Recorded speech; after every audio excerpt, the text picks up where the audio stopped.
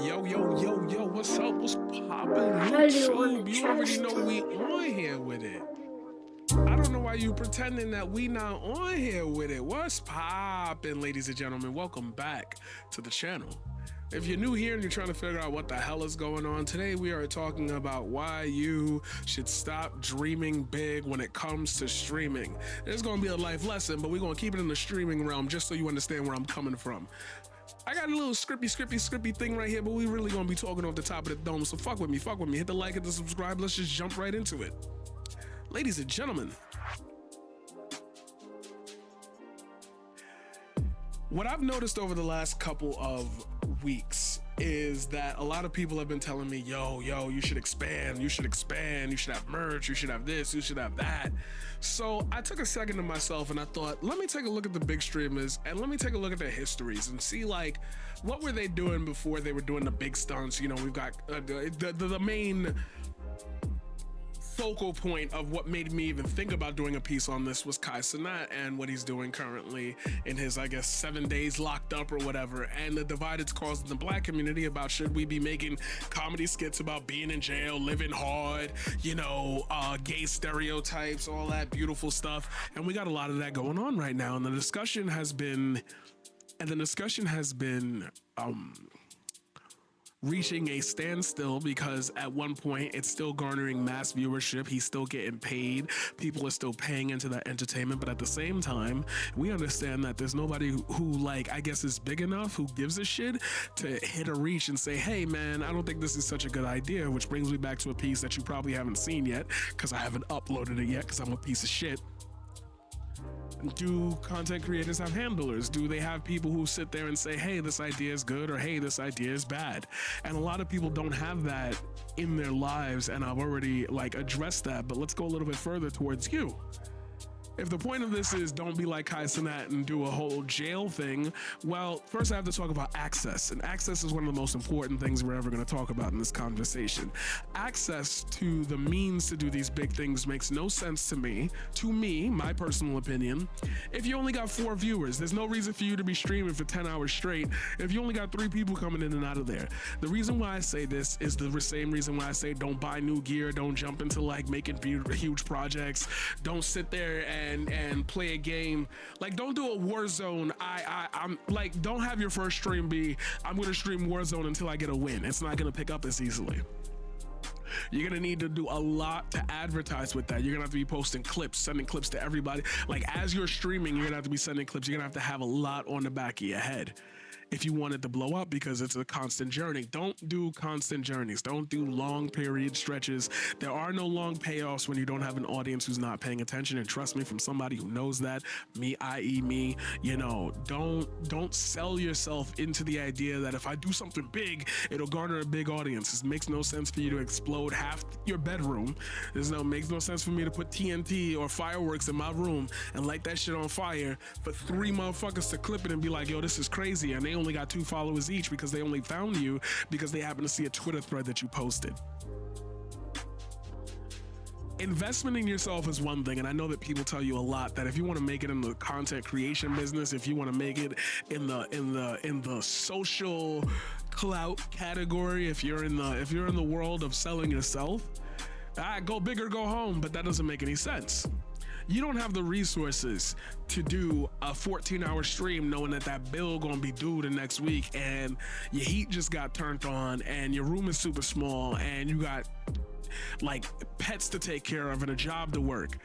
The idea that doing something large, like trying to lock yourself in a jail cell with a bunch of your friends for 7 days and live streaming the entire thing, lends itself to a lot of mistakes, lends itself to a lot of things that can slip out, lends itself to a lot of moments that I think a lot of live streamers don't really understand that much because they aren't really based in media. They aren't really based in the practice of how to approach an audience and make sure that everything is like specifically tailored to a certain presentation, because then it starts to sound like TV. And people, I swear to God, a lot of people don't know about like TV and media training and knowing like you can't just be booked for a TV taping or a live television show, walk out and scream the N-word 6 times. It doesn't work that way.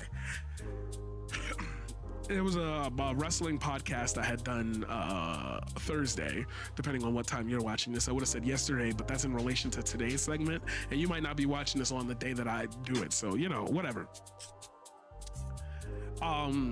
And I talked about how like we're straying away more and more from characters in media.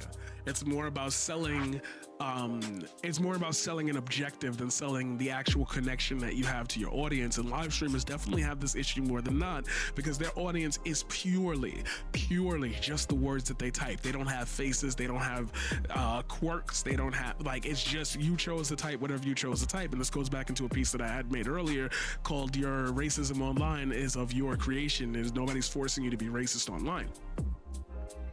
When I see bigger people doing the bare minimum, or even like, you know, oh, you'll see a YouTuber link up with a live streamer and they're on a grandiose set having fun and talking, and that's content, and it's like, yo, I wish I could do that. You shouldn't strive to. You shouldn't strive to build a whole set and cosplay and spend thousands of dollars to watch 10 people with 3 maybe subbing to you. It's never going to be worth it, and it's never going to be worth your time. So if I'm going to bring this up, there must be more to it than just this is not worth your time. I want you to think back to a thing I said about how social media creation will eat you alive. Because once you start, you can't just stream and then turn it off. You got to become a video producer. You got to become a video editor. Got to become a promoter, a marketer. You're selling yourself, and therefore you're actually selling your time and a piece of your soul. So you have to know that at any given time on the airwaves that you get is not controlled like a YouTube video. My audience can pause this, but once they unpause it, it's going to go to a whole nother part where I'm talking about something and they're going to miss the words. You can pause a YouTube video. That in itself creates an entirely different dynamic that leads us to think less about what the person is saying and more about the person that's saying it. Because everybody can have a solid ass take, but if there are people out there who sit there and hate you, if there are people out there that make groups to like harm you, if there are people that are just malicious and they take the live streaming aspect and decide, hey, this is the time where we know he or she or they won't be able to touch it in time, so we can make a narrative about it. And then you have to place that within part of your framework of how you approach what type of content you want to do. This is why I've always said all of the time, you could choose anything to talk about. You could choose any medium to talk over it. Some people like Sneeko, for example, fucking hate him, but Sneeko made COD videos with political commentary over them. Nobody's saying that the main focus of it has to be your face or how you present it. You can choose how you present things. You can choose how you set things up. You can choose to have a script in front of you and say, I'm going to hit these notes all throughout this stream, and then for the rest of the stream it's going to be I have a schedule, I have specific blocks of hours where I do certain things, and that way it allows me to explore if things change or I need to address something within the episode that I'm doing, or there's a point that I haven't hit. At least I'm not bumping around saying, oh damn, I don't know what to say, let me not have a heated gaming moment. You're not at the level to where all of this thought needs to be applied. I only tell you this because I'm neurotic, and I think about these things because I understand that I've had a presence on the internet before, let alone have a presence IRL. People know me IRL that are big. People know me IRL that make moves. People are heads of companies, heads of music industries, producers, writers, authors. People know, at least somebody in the business buildings. You ever heard of this dude Marquise? Oh, that's the dude from Harlem that be writing this stuff. Yeah. He worked on me with a video project one day, and the conversation just starts. So I can't imagine somebody coming onto this broadcast and saying, "Why the hell are you pretending to be in jail? Is this like something you do with your viewers? Is this separate from?" And so the conversation will grow. A lot of these people aren't old enough to have the separation between content and personality. So they get caught up in situations where their personality gets called into question, and they're like, wait, I'm not this type of person. I was only talking about that because of this, that, and the other. And while it's not the person you's fault, that's the nature of the internet, and you will never be enough of a shift to change that. I want to be enough of a shift to change that, and I'm not even 2% of the way there, and I'm part of the low-key 1% of Twitch that gets more than 20, 30 viewers at a time. What gets interesting to me is that we lose sight of the ability to separate because we've become so parasocial in timing and methods, with live streaming affecting how people view online personalities, which leads to a leak into how people used to view movie stars. You know, people tweeting the worst shit right now. Yeah, shout out Amy Schumer, you dumb bitch. You're tweeting out ridiculous fucking shit right now, and people are looking at you like, how could you play a character on TV that dealt with that and then somehow still have the ability to talk about it and so callously, like your soul is empty? And it starts to make us have these discussions in real time, especially with the aggravating pill that is Twitter. No, we're not calling that shit X here. Get the fuck out of here. It feels to me as though we've hit a point now where everybody is expecting everybody to be exactly like them. And it's painful to know that, like, there are certain rules you have to abide by if you want to be bigger in this place, in this world. And then when you get to that stage, all of a sudden those rules don't apply anymore to you. So why should you go out of your point to like sit there and stream for 7 days straight?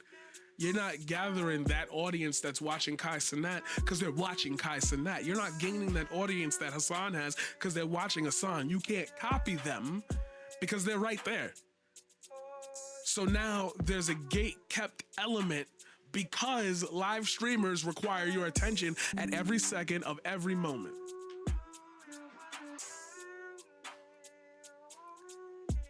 And it's important for us to recognize that.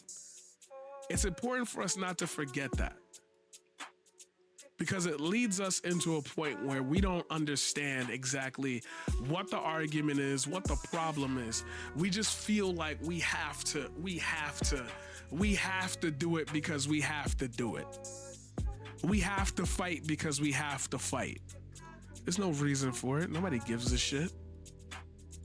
But when you create an ecosystem that's hollow, that makes us think like that makes us recognize that part of ourselves that is incomplete, that part of ourselves that we doubt every single day. When that gets shown to you over and over and over again, your natural reaction is to make other people believe that they are the liars and that you are the truth teller, because you naturally feel attacked for putting yourself out there. And that's why I'm telling you, do not invest your time into these big things.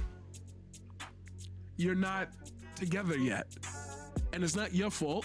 If somebody dumped 20,000 people on you, do you think you're ready for that? Are you ready to see what your auto mod never picked up? Knowing those 20,000 people, you probably got at least 10 motherfuckers that hate you because of the color of your skin. Whether you white, brown, black, just know. People have heard things about you. People have seen you in other places out of context. People have an idea of you that is based on other perceptions, and that's exactly how the real world works too. And now you have no choice but to see that for what it is, because it's a part of who you are. It's a part of what you say. It's a part of the content that you curate. It's a part of the methodology towards how you approach things. People will naturally eat upon that. And if you want niggas to feast with you, you gotta set the table first, baby. You gotta cook the food. The paradigm shift. I'll see you in the next one.